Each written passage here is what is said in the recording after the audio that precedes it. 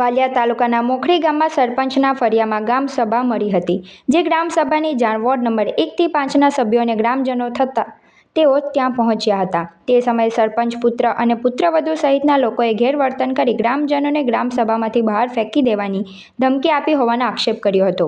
જે બાદ ward number 1 થી 4ના હાજર ગ્રામજનોએ ગ્રામ સભાના બહિષ્કાર કરી ગ્રામ સભામાં લીધેલ ઠરાવોમાં અસહમતિ બતાવી હતી અને જૂની જગ્યા ઉપર જ ગ્રામ પંચાયત કચેરી બનાવવા ગ્રામજનોએ તાલુકા વિકાસ અધિકારી વૈશાલીબેન રાવને ડેપ્યુટી સરપંચ અને સભ્યો સહિત ગ્રામજનોએ આવેદનપત્ર પાઠવ્યું હતું।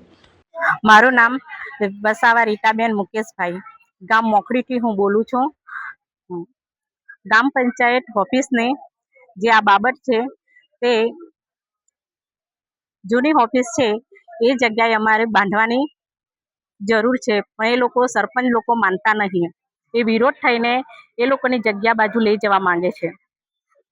બધા સભ્ય અને ડેપ્યુટી સરપંચ બધા વિરુદ્ધ છે, તે અમને નામ મંજૂર છે। નાગરિકોને બધા સભ્યોને બી નામ મંજૂર છે, જાણ્યા મુજબ આ કામ કર્યું છે, પણ અમારો સખત વિરોધ છે। એ ત્યાં ગામ લોકોને પૂછ્યું નથી ડેપ્યુટી સરપંચે પૂછ્યું। ડેપ્યુટી સરપંચ અમારી હાથે છે, અમારા 3 સભ્ય હાથે છે, અમારી પૂછ્યા વગર એ લોકોએ કામ ચાલુ કરી દીધું છે ત્યાં।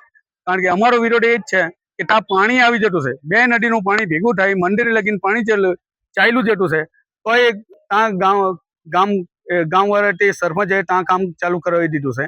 તો અમારે સખત વિરોધ છે કે ત્યાં કામ બંધ કરાવો। ગામવાળાને પૂછો, તમે પહેલા ને તમારા ગામના સભ્યોને પૂછો કે કઈ કરવું છે।